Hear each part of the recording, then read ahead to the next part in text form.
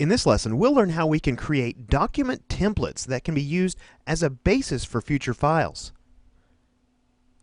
Alright, so in the previous lesson, we just wrapped up learning about managing our artboards using the artboard panel. Now, I still have our file left over on our screen here. Remember, we had sort of set this up as an opportunity to create a stationery package, being a letterhead, a two-sided business card, and an envelope.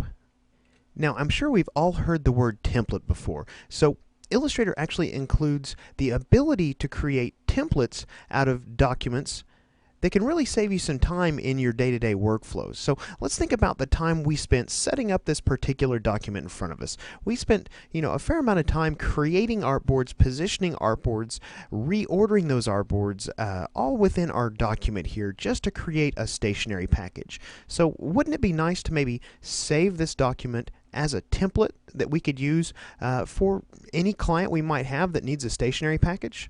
I think that'd be a pretty good opportunity to create a template here. So I tell you what, let's go ahead and zoom in on all of our artboards so they fit nice and neatly within our window here. I'm going to do that with the keyboard shortcut Control-Alt-0. And there we go.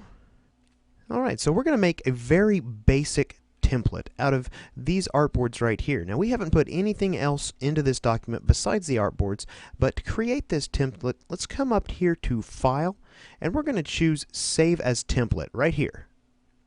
Alright, so I'm going to go ahead and save this template in our project files folder, and you actually have access to download these project files, but let's go ahead and name this file right down here. I'm going to call it 12 underscore, let's call it stationery package, just like so. Now I want you to take note here that we're saving a special file type here. It's an Illustrator template file, or a .ait. Now this is a special template file that's not actually going to open this original file whenever we choose this file to open. It's actually going to open a copy of that. Hang on just a moment and I'll show an example to you. Let's go ahead and save this.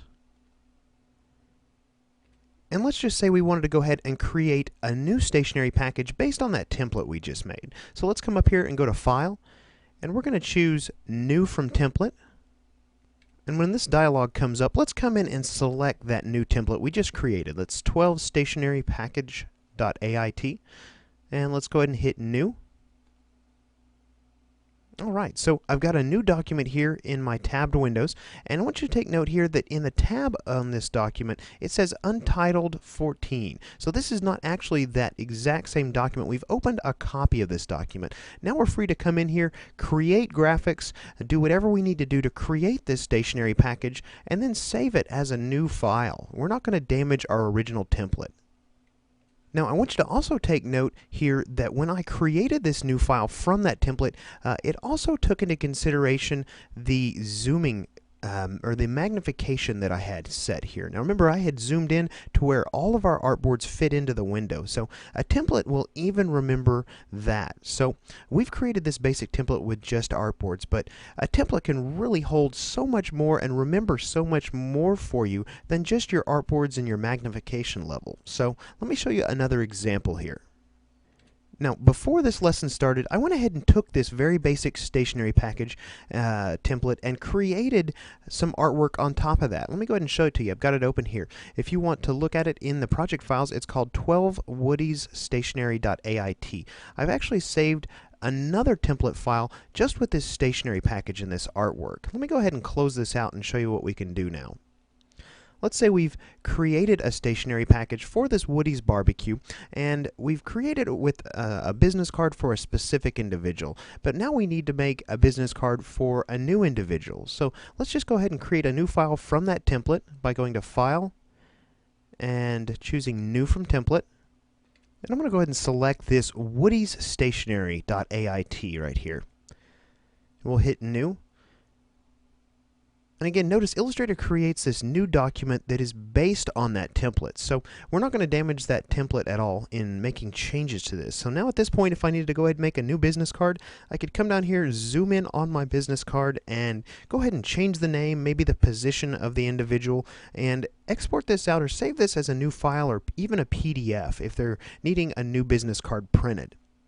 So using this very simple process of saving a template of our commonly changed files, we can actually save a lot of time when we actually have to come in and make some changes to those files for a client. Now this type of workflow can really be applied to so many projects besides just a stationery package. Maybe this same client had a brochure that we had worked on for them. Now this is a brochure that they make changes to and have printed maybe quarterly.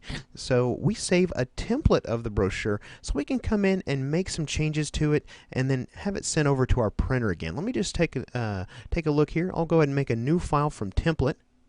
Actually, instead of selecting it here in this drop-down menu, let's go ahead and just select New Document. We could use the keyboard shortcut Control-N. I want to show you here that also in this New Document dialog, we also have a template button here as well. So we could actually come into this dialog, go ahead and hit this template button.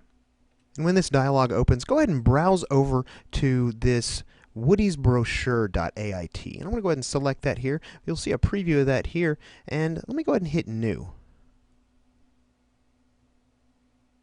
Alright, so you can see, again, another new file ready to be saved out. It's right now currently an untitled file, and you can see there's a lot more information here. We've got a little bit of several different types of objects. Now, we haven't really gotten into objects yet, so don't worry about that, but let me just point out some of them to you. We've got just some basic shape objects that have been drawn in here. We've got our logo, our little character.